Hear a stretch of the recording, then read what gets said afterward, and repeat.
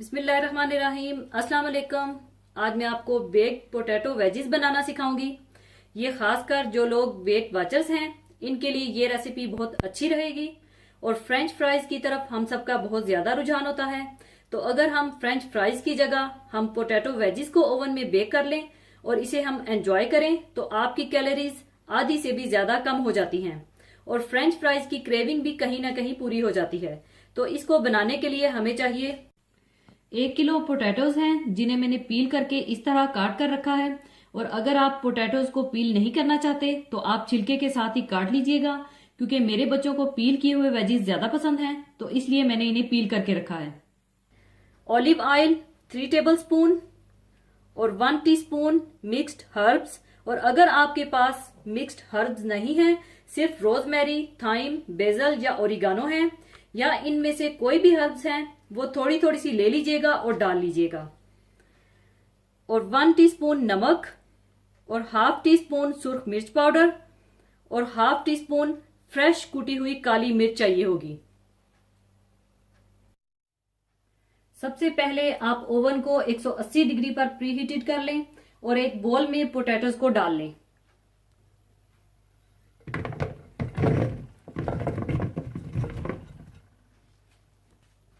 और इसमें आप ऑलिव ऑयल, मिक्स्ड हर्ब्स, नमक, सुर्ख मिर्च पाउडर और कुटी हुई काली मिर्च डाल दें और अच्छी तरह से मिला लें।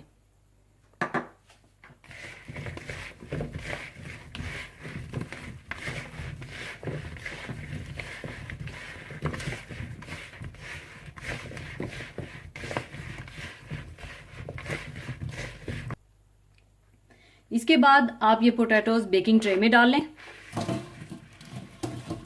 और अच्छी तरह से फैला दें।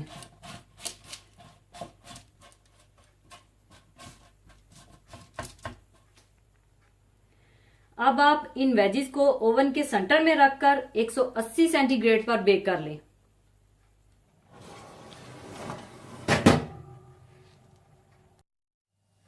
पूरे 45 मिनट के बाद पोटैटो वेजिस तैयार हैं। अब इन्हें मैं निकाल लूंगी। अब इसे मैं दूसरे बर्तन में शिफ्ट कर लूंगी।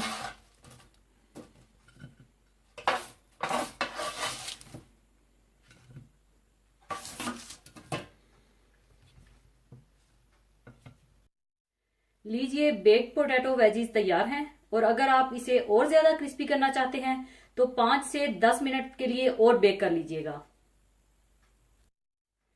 और जो लोग फ्रेंच फ्राइज खाना बहुत ज्यादा पसंद करते हैं और सोचते हैं कि फ्रेंच फ्राइज खाने से उनका बहुत ज्यादा वजन बढ़ जाता है, तो आप ये बेक्ड पोटैटो वेजीज बनाएं और बल्कि 3 टेबलस्पून ऑयल के बजाय सिर्फ 1 tablespoon olive oil 1 kilo potato में डालकर इसी रेसिपी के साथ बेक करें और एंजॉय करें। जरूर बनाइएगा और दुआओं में याद रखिएगा। और जाने से पहले एक हदीसे पाक शेयर करना चाहूंगी।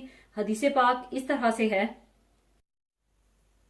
हजरत आयशा सद्दीका रजी अल्लाह ताला अन्हा से रवायत है कि रसूल करीम सल्लल्लाहु अलैहि वसल्लम ने इरशाद फरमाया कि फजर की 2 रकत सुन्नत दुनिया माफिया से बेहतर है। यानी सुन्नतों की अदायगी का असल मकसद और हिकमत यह है कि वो फर्ज नमाजों की अदायगी में रह जाने वाली कमी का तदारक और तकमील करती हैं।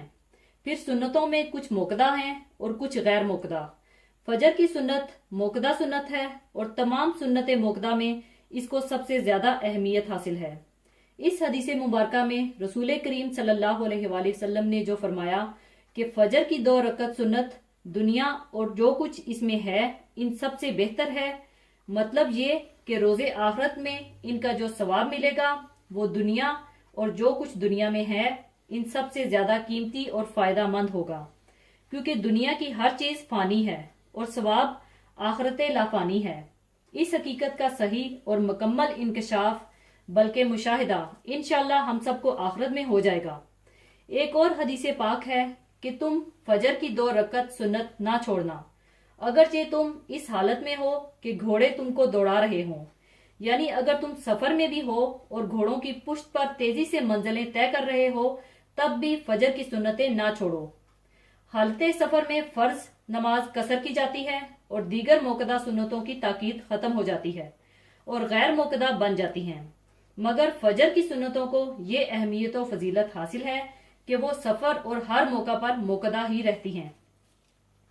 रसूल करीम सल्लल्लाहु अलैहि वसल्लम सुन्नतों और नफलों में किसी नमाज का भी इतना एहतमाम नहीं फरमाते थे जितना कि फजर से पहले की 2 रकतों का फरमाते थे।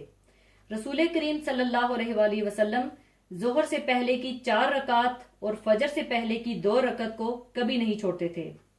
जिसने फजर की सुन्नतें ना पढ़ी हों, इसको चाहिए कि वो सूरज निकलने के बाद इनको पढ़े।